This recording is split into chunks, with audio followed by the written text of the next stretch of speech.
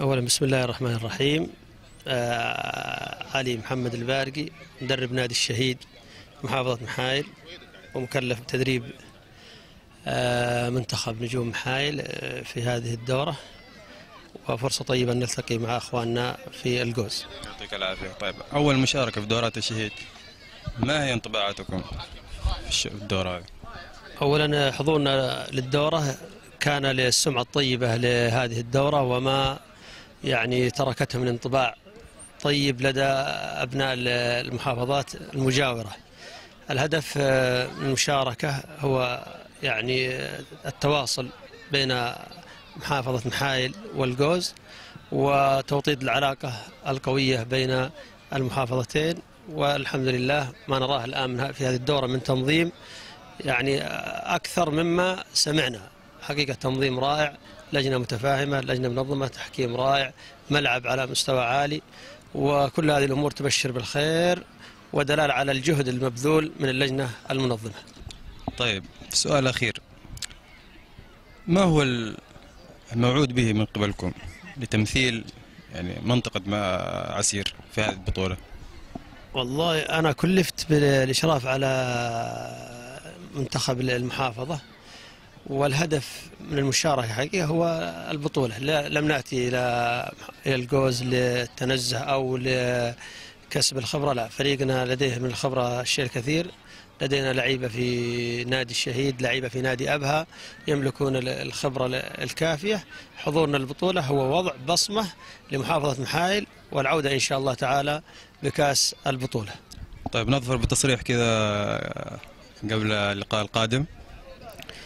اللقاء القادم أولا حرصت يعني على حسم الأمور من مباراة اليوم. لو تلاحظ أنا من بداية المباراة وأنا ألعب بطريقة هجومية إلى آخر الدقائق، حرصا مني على حسم الأمور، التأهل في هذه المباراة. المباراة القادمة حقيقة أنا لا أعرف الفريق المقابل بشكل جيد، لكني سمعت أنه يعني فريق قوي وفائز في المباراة الأولى 2-0. يعني لعلنا إن شاء الله إن لم نفز عليها على الأقل نخرج بتعادل جيد، يعني على أساس أن جهلنا بالفريق المقابل، وطموحنا الفوز إن شاء الله، وإذا فعلى أقل الأمور التعادل إن شاء الله. كل التوفيق. شكرا. نرحب فيك عبر شبكة منتديات مركز الجوز، ويؤسفنا صراحة لما شهدناه من نادي الترجي. ما هو الإشكالية، أو ما هي الإشكالية في نادي الترجي للسنة هذه؟ والله أنا شاكر ومقدر لكم هذا اللقاء. بالنسبة لنادي الترجي لم تكن لك أي إشكالية، ولكن كان قلة توفيق كما تشاهدون، أنه تم استقطاب نخبة من اللاعبين المميزين من محافظة جدة، ولكن كان هنالك استعداد مسبق أيضا من أبناء الفريق، ولكن لم نوفق فقط.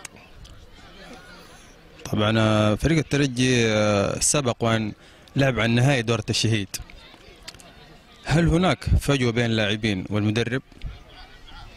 بالعكس، المدرب اعتبر لهم كأبا روحية، ولم يكن هنالك أي فجوة. نتعامل بصفة عامة كجهاز إداري وجهاز فني مع كافة اللعيبة كأبناء، نعالج كافة القضايا سواء الفنية داخل الملعب أو الاجتماعية أو الخصوصية، على ما يدور أيضا بنفسية اللاعب. لا توجد بيننا أي إشكاليات نهائيا، ولا توجد أي اختلافات بين اللاعبين أو الإدارة، وجميعنا مكمل لبعض. وشاهدت أيضا هذه الليلة روح جميلة من لاعبين نادي الترجي أبناء الفريق، خلاف المحترفين القادمين من محافظة جدة.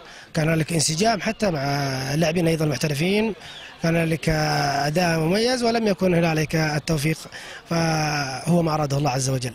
طيب، وصلنا تصريح بأن هناك لجنة مكونة لترشيحات رئيس النادي. حابين نعرف منك شخصيا يعني عن الموضوع هذا.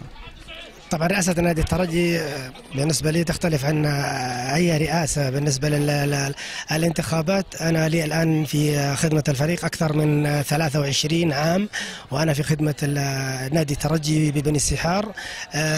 فترة الرئاسية الحالية 4 سنوات تنتهي بتاريخ 25/7/1433.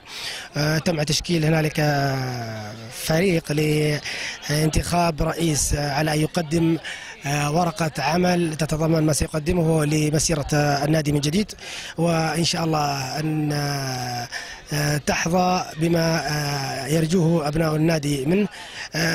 ولا أستبعد أيضا دخولي أنا أيضا في هذه الانتخابات لفترة قادمة. طيب، يعطيك العافية.